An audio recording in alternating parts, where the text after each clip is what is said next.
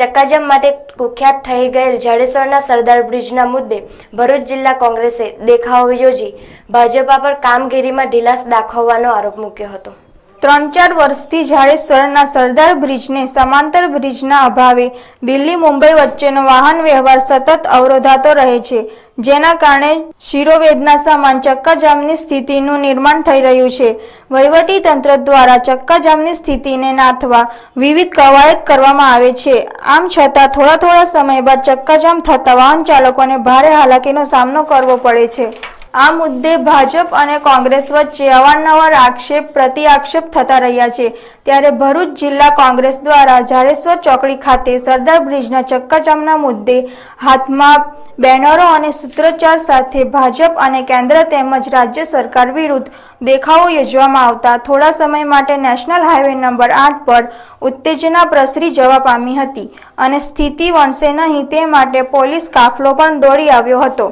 ભરૂચ જિલ્લા કોંગ્રેસ પ્રમુખ રાજેન્દ્રસિંહ રાણા તેમજ વિધાનસભાના પૂર્વ દંડક ઇકબાલભાઈ પટેલે કોંગ્રેસ ચક્કાજામ કરવામાં નહીં પરંતુ સરદાર બ્રિજની કામગીરી ઝડપી અને તે માટેની વૈકલ્પિક વ્યવસ્થા માટેના આયોજન અંગે સરકારને જાગૃત કરવા માંગે છે તેમ જણાવવા સાથે યુપીએના શાસન સમયે આ મુદ્દે ભાજપ દ્વારા દેખાવો કરવામાં આવતા હતા ત્યારે હવે કેમ ચૂપ છે તેવો પ્રશ્ન પણ કર્યો હતો। ભાજપના નાના કાર્યકરથી લઈ અને આખું કુટુંબ કબીલા સાથે ધારાસભ્યો છાસવારે બેનર લઈને સસ્તી પ્રસિદ્ધિ માટે 5 જણ લઈને આવીને અહીંયા ટ્રાફિક જામ કરી અને સસ્તી પ્રસિદ્ધિ મેળવતા હતા।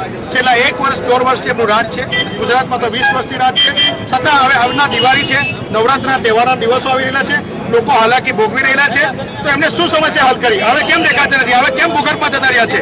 એમની પાસે જવાબ માંગી રહેલા છે। અમે સમગ્ર જિલ્લા શહેર કોંગ્રેસના આગેવાનો આજે ભેગા મળી અમે ટ્રાફિક રોકવા માટે નહીં, ટ્રાફિક સમસ્યા હલ કરવા માટે, લોકોને ઉપયોગી થવા માટે અહીંયા ભેગા થયા છે અને આ ભાજપના જે છાસવારે સસ્તી પ્રસિદ્ધિ માટે દોડી આવતા હતા એ આગેવાનોને ખુલ્લા પાડવા માટે આજે અમે અહીંયા આવેલા છે અને આનો હલ કઈ રીતે થઈ શકે એ રીતે અમે એનું તહકીકાત કરી અને અહેમદભાઈને રજૂઆત કરવા માટે અમે અહીંયા ભેગા થયા છે। અહેમદભાઈ પટેલે 400 કરોડ રૂપિયા મંજૂર કરાવીને બ્રિજ નિર્માણનું કામ કરેલું છે અને ચાલુ છે, તો આટલી બધી સમસ્યા શા માટે? તૃષાલ ચૌધરી જ્યારે માર્ગ અને મકાનના મંત્રી હતા ત્યારે દર મહિને એ પૈસા આપી અને વ્યવસ્થા કરવા માટે પોલીસને સામેથી મદદ કરતા હતા, પોલીસ તંત્ર રોકવા માટે।